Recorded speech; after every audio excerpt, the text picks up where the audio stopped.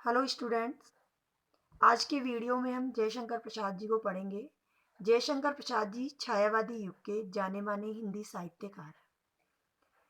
जयशंकर प्रसाद जी उस समय की बात है जब जयशंकर प्रसाद हंस पत्रिका में कार्य करते थे, यानी उन्होंने हंस पत्रिका का संपादन किया था।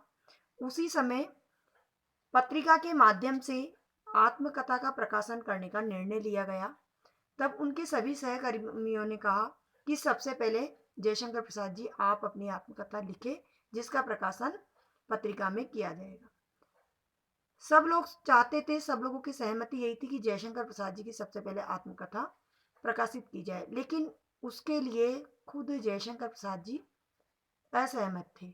और इस असहमति के चलते ही उन्होंने जो तर्क दिए, उस तर्क की ही ये कविता है।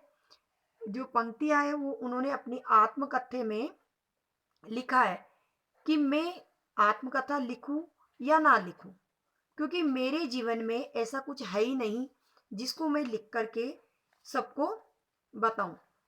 मेरे जीवन में कुछ महत्वपूर्ण ऐसा कुछ भी नहीं हुआ। उन्होंने जीवन में इतना सुख का अनुभव नहीं किया या बहुत सारी ऐसी चीजें नहीं प्राप्त की जिनको वो आत्मकथा में लिख करके लोगों को बताना चाहते हो। तो वो नहीं चाहते थे कि आत्मकथा मैं लिखूं, उसके लिए वो असहमत थे। तब वो अपने मित्रों, वो अपने मन में जो भी उनके विचार उठे, उन्हीं को उन्होंने कविता के माध्यम से लिखा है और उसका नाम है आत्मकथ्य।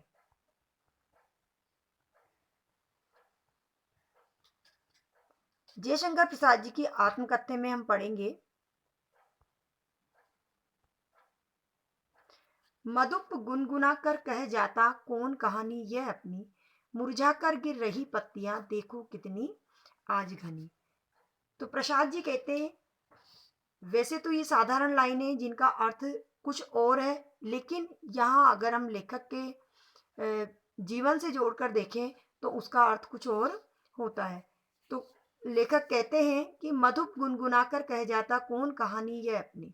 मधुप यानी भंवरा, जो भंवरा गुनगुन गुनगुन करके एक फूल से दूसरे फूल पर जाकर बैठता है और अपनी कहानी कहता रहता है।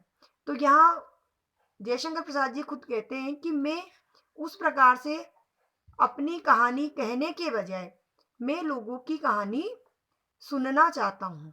यानी मेरे जीवन में ऐसा कुछ भी नहीं है जिसे मैं आत्मकथा में लिखूं। मुरझाकर गिर रही पत्तियां देखो कितनी आज घनी। और अब मेरे जीवन में बचा ही क्या है। जिस प्रकार से पेड़ पर जो पत्तियां मुरझा जाती है और वो गिर जाती है, तो उसी प्रकार से मेरे जीवन में ऐसा कुछ भी अब नहीं बचा है जिसे मैं आत्मकथा के माध्यम से कहूं। आगे है, इस गंभीर अनंत नीलिमा में असंख्य जीवन इतिहास ये लोग करते ही रहते हैं अपना व्यंग मलिन उपहास। ये अनंत नीला आकाश जिसके नीचे इतने लोग रहते हैं, असंख्य लोग रहते हैं, उनका अपना अपना जीवन का इतिहास है। तो इस इतिहास को जब लोग लिखते हैं तो उन्हीं में से बहुत से लोग एक दूसरे का मजाक भी करते हैं। लोगों की आदत होती है एक दूसरे का मजाक बनाने की। तो अगर मैं अपनी आत्मकथा लिखता हूँ और मेरी आत्मकथा में ऐसा कुछ महत्वपूर्ण नहीं होगा, जब उसे लोग पढ़ करके कहीं उसका उपहास न बना ले, तब भी कहते हो कह डालू दुर्बलता अपनी बीती, तुम सुनकर सुख पाओगे देखोगे ये गागर रीति। लेखक यही कहते हैं आगे कि इस प्रकार की आत्मकथा को मैं लिखूं जिसमें दुर्बलता है, व्यथाएं हैं, ऐसी कोई महत्वपूर्ण कथा नहीं है, तब भी मैं अपनी आत्मकथा अगर लिखूं, अपनी आप बीती लोगों के सामने रखूं, तो क्या आप उस आत्मकथा को पढ़ करके सुख की प्राप्ति होगी आपको? क्या आप सुख की प्राप्ति कर पाओगे? ये इस प्रकार की जो मेरी जीवन की कहानी है, उसे मैंने लेखक ने गागर रीति कहा है, यानी खाली जीवन कहा है, क्योंकि उन्होंने अपने जीवन में पाया कुछ नहीं है, खोया बहुत कुछ है। तो उनका जीवन खाली गागर जैसा है। तो इस प्रकार की आत्मकथा को लिखने का कोई फायदा नहीं है जिसमें मात्र दुर्बलताएं हैं। तो ऐसी कहानी में नहीं लिखना चाहता। किंतु कहीं ऐसा न हो कि तुम ही खाली करने वाले, अपने को समझो मेरा रस ले अपनी भरने वाले। आगे कवि कहते हैं कि कहीं ऐसा ना हो कि मेरी आत्मकथा पढ़कर तुम्हें कहीं ऐसा लगने लगे कि तुमने ही मेरे जीवन का सुख चुरा करके मेरे जीवन के रस को खाली कर लिया है और स्वयं के जीवन में भर लिया है।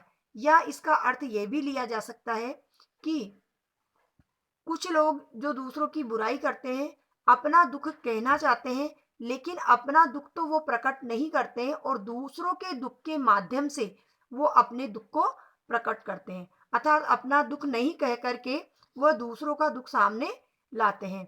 तो कहीं आप भी ऐसा तो नहीं करने वाले हो। यह विडंबना अरि सरलते तेरी हंसी उड़ाऊं में, भूले अपनी या प्रवंचना औरों की दिखलाऊं में। ये कैसी विडंबना है मेरे हृदय की, ये कैसी विडंबना है। मैं सरल हृदय इंसान अगर अपनी आत्मकथा लिखूं और इस आत्मकथा में कुछ सार गर्भित नहीं है तो मैं अपने ही जीवन की हंसी उड़ाऊंगा, यानी मेरे ही जीवन इतिहास की हंसी उड़ाई जाएगी। भूले अपनी या प्रवंचना औरों की दिखलाऊं में, यानी भूले अपनी, जो लोग अपने दुख को तो भूल जाते हैं और दूसरों के दुख को प्रकट करते हैं, तो क्या मैं भी अपनी आत्मकथा लिख करके इसी प्रकार का व्यवहार करूं या इसी प्रकार की बात को साबित करूं कि जो लोग अपना दुख कहना चाहते हैं लेकिन अपने दुख को छुपा जाते हैं और मेरी आत्मकथा जो दुख भरी है उसको पढ़ करके मेरे दुख को दिखाना चाहते हैं। उज्जवल गाथा कैसे गाऊं मधुर चांदनी रातों की, अरे खिलखिलाकर हंसते हंसते होने वाली उन बातों की। कवि के जीवन में बहुत सुख नहीं आया है, लेकिन एक समय था जब उनकी प्रेयसी उनके जीवन में आई, तब उनको बहुत खुशी मिली, लेकिन वह बहुत समय तक वह खुशी उनके साथ में नहीं रही। कुछ दिनों में ही या कुछ पल में, कुछ क्षणिक जीवन की वो सुख की जो उनकी यादें हैं उनको वो कैसे लोगों के सामने रखे। उज्जवल गाथा कैसे गाऊं, यानी मेरे जीवन का जो सुखमय समय था उसको मैं कैसे सबके सामने रखूं, यानी वो बहुत क्षणिक था। मधुर चांदनी रातों की और खिलखिलाकर हंसते होने वाली उन बातों की, यानी वो जो सुखी समय था वह बहुत थोड़ा था, लेकिन उस थोड़े से समय के सहारे ही मैं अपने जीवन को काट रहा हूं। अगर मैं उन बातों को कहना चाहूं, उस समय के सुख में जीवन का वर्णन करना चाहूं, तो बहुत समय बीत जाएगा। मिला कहाँ वह सुख जिसका मैं स्वप्न देखकर जाग गया, आलिंगन में आते आते मुस्कुरा कर जो भाग गया। यानी वो जो क्षणिक सुख था वो मुझे कहाँ बहुत समय तक मिला, वो तो इतने कम समय के लिए मेरे जीवन में सुख आया था कि वो आज एक स्वप्न के समान है। मेरा पूरा जीवन उस स्वप्न को याद करके, उस क्षणिक दिनों को याद करके ही मैं अपने जीवन को गुजार रहा हूँ। वो ऐसा क्षणिक सुख था जो मेरे पास में आते आते ही दूर मुझसे हो गया, आलिंगन में आते आते मुस्कुराकर जो भाग गया। यानी वो जो सुख जो मुझे मिलने ही वाला था या मिला ही था, वो कुछ समय बाद ही मेरे जीवन से दूर हो गया। जिसके अरुण कपोलों की मतवाली सुंदर छाया में, अनुरागिनी उषा लेती थी निज सुहाग मधुमाया में। यानी वो अपने सुख का वर्णन करते हुए कहते हैं कि मेरी जो प्रेयसी थी वो इतनी सुंदर थी, उसके जो कपोल थे, गाल थे, वो इतने अरुण थे कि जो उषा का समय है, मतवाली सुंदर छाया में जो सूर्योदय का जो समय होता है उससे पूर्व जो लालिमा होती है, यानी सूर्य उग नहीं आया होता है, उससे पूर्व जब एक तरफ कालिमा और एक तरफ लालिमा होती है, वह समय उषा का समय होता है।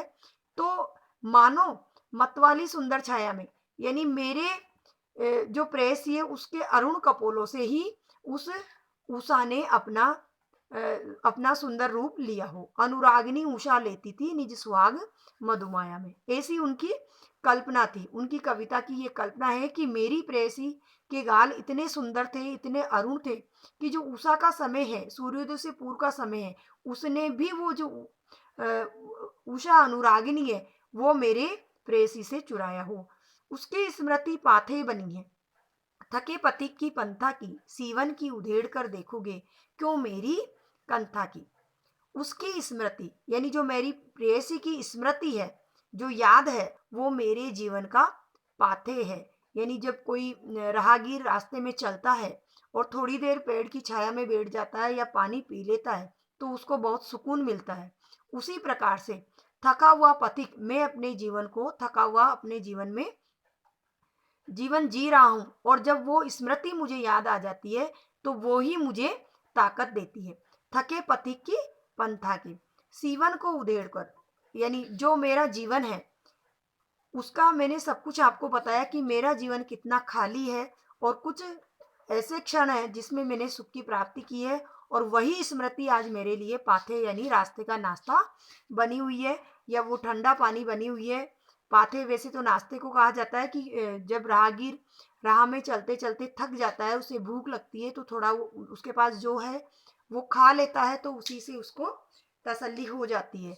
तो वही सब मेरे जीवन में है। तो क्या आप मेरे जीवन की इस सीवन को, यानी जो बिस्तर बनाया जाता है पुराने कपड़ों को एक के ऊपर एक रख कर के सिल कर के, तो उसी प्रकार जैसे उसको उधेड़ कर देखा जाए तो वही फटे पुराने कपड़े दिखेंगे। तो उसी प्रकार से मेरे जीवन की जो कंथा है उसको क्या आप उधेड़ करके देखना चाहते हो? अगर आप ऐसा देखना चाहते हो तो उसमें कुछ भी नहीं मिलेगा। छोटे से जीवन की कैसे बड़ी कथाएं आज कहूँ, यानी मेरा छोटा सा जीवन है, निस्सार जीवन है जिसमें बहुत कुछ महत्वपूर्ण नहीं है, लेकिन जो मेरे जीवन की वो सुखी क्षण की कथा है वो बहुत बड़ी है। यानी मेरे लिए वो सुख का पल बहुत बड़ा है, उसकी बहुत बड़ी कथा है जिसको आज मैं क्या कह डालूं। क्या ये अच्छा नहीं कि औरों की सुनता मैं मौन रहूं? क्या ये अच्छा नहीं होगा कि मैं अपनी कथा कहने के बजाय, मैं अपनी कथा लिखने या कहने के बजाय मैं औरों की आत्मकथा को सुनूं और मैं मौन रहूं? सुनकर क्या तुम भला करोगे मेरी भूली आत्मकथा, अभी समय भी नहीं थकी सोई है मेरी मौन व्यथा। सुनकर क्या तुम भला करोगे? क्या मेरी आत्मकथा सुनकर के भला करोगे? मेरी भोली वाली सी कम महत्वपूर्ण आत्मकथा है, इसको सुनकर किसका भला होने वाला है? अभी समय भी नहीं, और अभी समय भी नहीं आया है कि मैं अपनी आत्मकथा लिखूं। मेरे जीवन के जो भी सुख दुख है वो अभी शांत है, मैं अपना जीवन जी रहा हूं। अगर मैं अपनी आत्मकथा लिखने बैठूंगा तो मुझे वो सारे दुख के और सुख के पल याद आएंगे जिससे मुझे और अधिक तकलीफ होगी। तो अभी मैं मौन हूँ और मौन ही रहना चाहता हूँ। तो मुझे ऐसा लगता है कि अभी मेरी आत्मकथा लिखने का समय नहीं आया है। तो आज के पाठ में ये जयशंकर प्रसाद जी की आत्मकथा के बारे में बताया है, तो इसे आप ध्यान से पढ़िए। और वीडियो पसंद आता है तो प्लीज़ वीडियो को लाइक कीजिए, शेयर कीजिए और चैनल को भी सब्सक्राइब कीजिए।